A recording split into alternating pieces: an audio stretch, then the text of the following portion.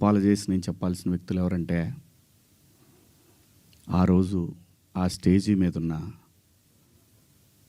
నా తోటి నటీనటులకు, ఆడబిడ్డలకు చెప్పాలి ఫస్ట్. ఆ పదాలు దొరలకూడదు. నా జీవితంలో ఎప్పుడు దొరలలా అలాగా. 30 సంవత్సరాలైంది ఇక్కడికి వచ్చి నేను.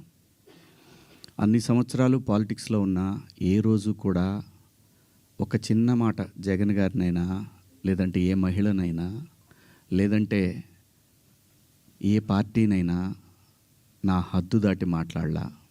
అలాంటిది మరి భగవంతుడు ఎందుకో అలా దొర్లిపోయింది. నాకు కాన్షియస్ ఎలా మిస్ అయింది అనేది చాలా బాధపడ్డాను. నాకు తెలుసు బయటికి రాగానే గెస్ట్తో అన్నా, అబ్బాయి దొర్లేసానన్నా. సో దానికి మీ అందరికీ సిన్సియర్ అపాలజీస్ చెప్తున్నాను, ఆ 2 పదాలకి, నా ఆడబిడ్డలకి.